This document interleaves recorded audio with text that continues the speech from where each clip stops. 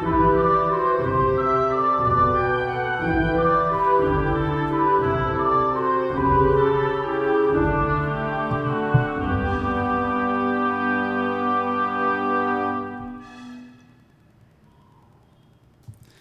minha amiga, olá, meu amigo, como é que vocês estão? Sejam bem-vindos a mais um episódio onde estudamos o Evangelho segundo o Espiritismo. Hoje iniciaremos um novo capítulo, o capítulo 2, que tem por título Meu Reino Não É Deste Mundo. E vamos estudar o texto A Vida Futura. Então, sem demora, vamos para lá. Teremos neste capítulo, além de hoje, a vida futura, a realeza de Jesus, o ponto de vista e depois instruções dos espíritos. Pilatos, tendo entrado de novo no palácio e feito vir Jesus à sua presença, perguntou-lhe: És o rei dos judeus?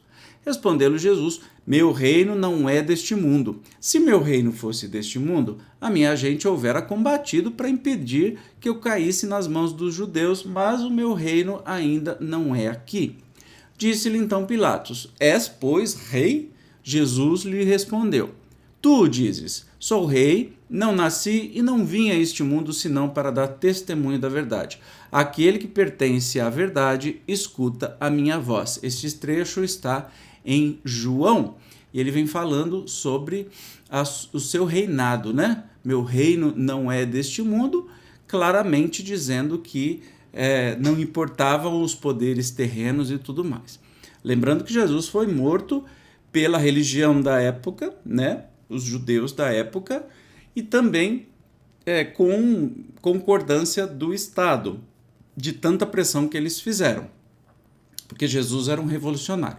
Jesus não era cristão, ele era judeu, lembre-se disso, e ele o tempo todo falava, né, tirava a autoridade, muito entre aspas, dos doutores da lei, dos escribas, né? Lembra todo o significado que a gente já estudou aqui atrás?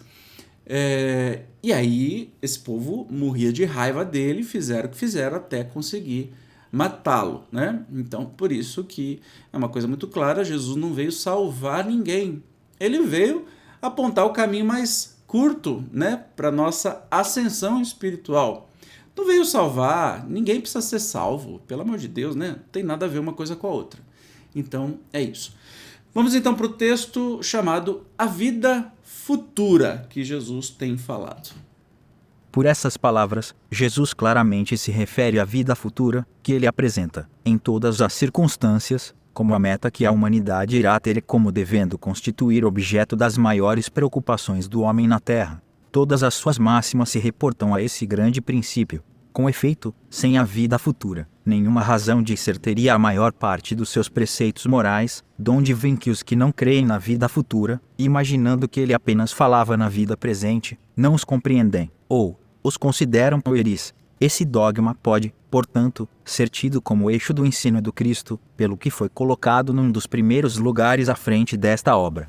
É que ele tem de ser o ponto de mira de todos os homens, só ele justifica as anomalias da vida terrena e se mostra de acordo com a justiça de Deus.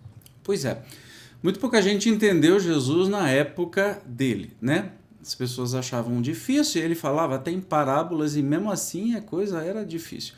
Pra você ter uma ideia, até hoje as pessoas trazem interpretações esquisitíssimas, né, do que foi falado. Lembrando que nós temos aqui, não são todos os trechos do Evangelho que a gente vai estudar, mas os mais coerentes e importantes, os menos míticos, né? Os menos fantasiosos possíveis, mas tem de um tudo, né? Kardec escolheu trechos chaves, né, para que os espíritos colaborassem explicando do que se trata e tudo mais, interpretando.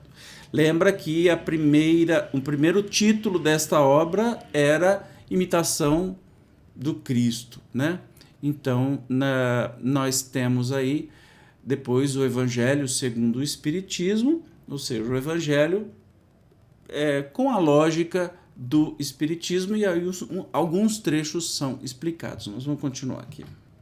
Apenas ideias muito imprecisas tinham os judeus acerca da vida futura. Acreditavam nos anjos, considerando seres privilegiados da cria-se cedilha maiúsculo O. Não sabiam, porém, que os homens podem um dia tornar-se anjos e partilhar da felicidade destes.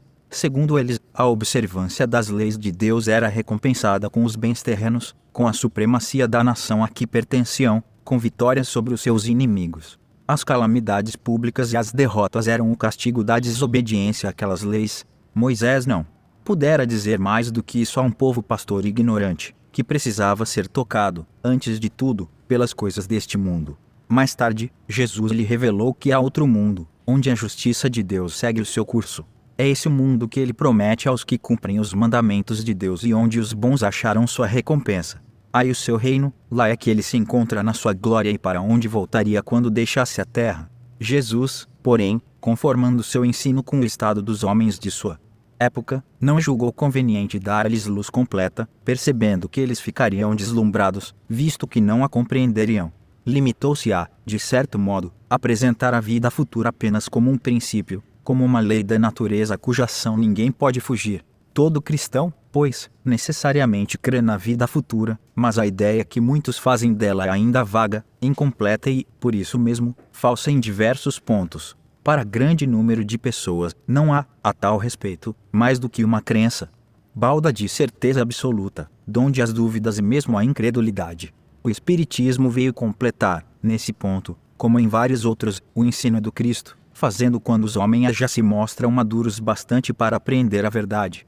Com o Espiritismo, a vida futura deixa de ser simples artigo de fé, mera hipótese, torna-se uma realidade material, que os fatos demonstram, porquanto são testemunhas oculares os que a descrevem nas suas fases todas e em todas as suas peripécias, e de tal sorte que, além de impossibilitarem qualquer dúvida a esse propósito, facultam a mais vulgar inteligência a possibilidade de imaginá-la sob seu verdadeiro aspecto, como toda gente imagina um país cuja pormenorizada descrição leia. Ora, a descrição da vida futura é tão circunstanciadamente feita, são tão racionais as condições, ditosas ou infortunadas, da existência dos que lá se encontram, quais eles próprios pintam, que cada um, aqui, a seu mau grado, reconhece e declara a si mesmo que não pode ser, de outra forma, porquanto, assim sendo, patente fica a verdadeira justiça de Deus. Lembrando que os judeus tinham uma fé muito cartesiana nas leis do Moisés e tinha permissão, por exemplo, para apedrejar mulher adúltera. Era uma coisa muito rústica, muito difícil. E Jesus veio apresentar um Deus amoroso e não um Deus bipolar que tem lá no Velho Testamento, né? Ele não podia falar muito mais do que falou, porque o entendimento das pessoas... Já o que falou não foi compreendido, até hoje não é compreendido pela maioria das religiões, né, que interpretam esse seu bel prazer e trazem, segundo a Bíblia, muito ódio, né, coisa que Jesus ficaria maluco, né?